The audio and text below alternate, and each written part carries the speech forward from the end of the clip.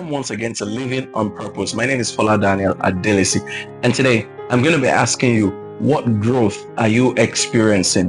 What growth are you experiencing? There are various kinds of growth in life. There is the biological growth, there is the mental growth, there is the experiential growth, and there could be professional growth. Biological, mental, experiential, and professional or vocational growth. Biological growth will happen naturally if you feed consistently. So long as you're being breastfed as a baby, you will start growing. You will be healthy. When you stop being a baby, you're going to be worn from the breast and you will start eating the regular meals that children would eat or adults would eat. If you feed consistently on any food that is healthy enough for you, you will experience biological growth. Your height will increase, your hands will become bigger, your eyes will grow, your skin will glow, you would become healthy, and you would, of course, expectedly increase in height depending on the genetics of your parents. If you have one parent that is tall, you are likely to grow tall.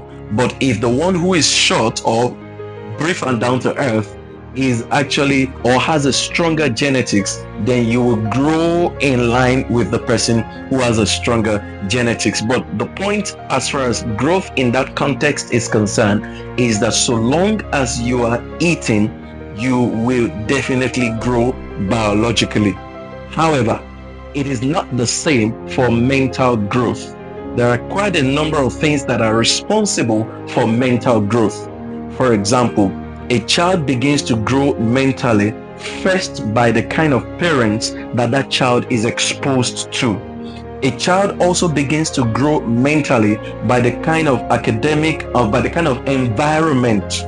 The first is the parent, the second is the environment that the child lives in. Then the third one is the academic environment or the school that you expose that child to. The fourth thing would then be the inner circle or the social circle of that child, even within or outside the school, which can also still be determined by the environment where the child lives. So you must understand that this mental growth is not the same as the biological growth. For the biological growth, all you have to do is to eat and you're going to grow. That's natural, and your genetics will determine a lot of that. The other one, for the mental one, your environment can determine it. If you're unfortunate to be born in a poor environment, the environment will determine a bit of your mental growth. But if you move out of that environment, your mental growth will then accelerate. It will increase because you're seeing differences. That's how some people, or that's why some people say they're experiencing culture shock. Some of the things they thought was a big deal, they've moved into some other environment and they've realized that there is more to life than that. Now, if you go to the right school, you meet the right people, then your mental growth will also be a better one. As you become an adult, your mental growth will no longer be determined by schools.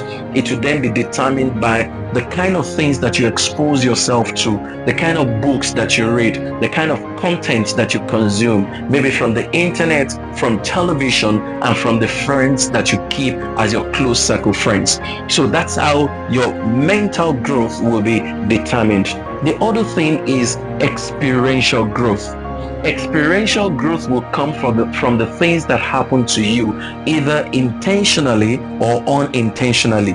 You may find yourself in a certain situation, and as you find yourself in that situation can begin to grow you from within. Take, for example, if you went through a terrible financial crisis, by the time you survived that financial crisis, you would have grown. You have learned something that nobody taught you before, and it's a personal experience to you. If you go through some life's challenges, you have also grown, because those life's challenges will teach you how to deal with people, what to expect from people, how not to expect too much from them, or how you should personally relate with people. Another thing that can happen is that a situation can happen and it will humble you. When a situation occurs to humble you, you come out being a better person. Maybe you had everything all together when you were born into wealth, you had everything working for you, and you came out believing that you can talk to people anyhow, you can maltreat people, deal with them anyhow, and that's how you've been living. You became pompous, you were arrogant just because you had everything. Something can happen that will humble you. You may experience a terrible financial loss, for example, and by the time you bounce back, you would have learned how to treat other people better. But here's the point: that does not even have to happen to you for you to know how to treat people better. But we have seen cases of other people who had to experience some terrible situations before they learned how to treat other people better. So you can have experiential growth. The experiential growth is determined by the things that happen to you, the personal experiences that you have had, and sometimes you're able to choose these experiences, sometimes you're not. There are times you make decisions and you ask yourself, oh, what did I get myself into? How did I get myself into this trouble? Now, at the end of the day, if you're able to find a solution and you escape that, it becomes experiential growth. But if you're not able to escape it, well, it's still a learning point for you. But there are others that you will see growing through certain situations as well. Experiential growth does not always have to be personal. It can be personal, but it can also be the growth of other people. When you learn from the experiences of other people too, you can call it experiential growth, because what you see them go through teaches you something. And I also said you can add professional or vocational growth. That has to do with what you do on a daily basis in order to make money, either on the job or maybe a skill that you took up. Maybe you're a plumber, maybe you're a painter, maybe you're a mechanic, or you're a graphic designer, you do some mobile app development, or you are a writer, you are an accountant, you are a lawyer. Whatever it is that you do, either in the vocational or professional space, you would also experience growth in that regard. Notice the only growth from the ones that I've mentioned that is natural is the biological growth. All you have to do is to feed and you grow. The one that is not the one that is not mostly intentional is the mental growth when you're a baby. That is something that you don't have control about. You just grow based on the environment you were born into and based on the kind of schools that you had to go to. And your environment and schools as a child would determine your circle of friends. But when you become a young adult, you now have more control on that mental growth. You can choose your own schools, you can choose your environment, you can choose the trainings you want, you can choose your circle of friends. So at that level, you can be more intentional about your growth. The experiential growth, sometimes you cannot choose them and sometimes you are able to choose them. If some experiences choose you, the only thing you can pray about is that you come out alive.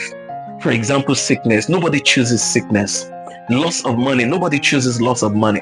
But in each situation, there will always be something to learn from both of them.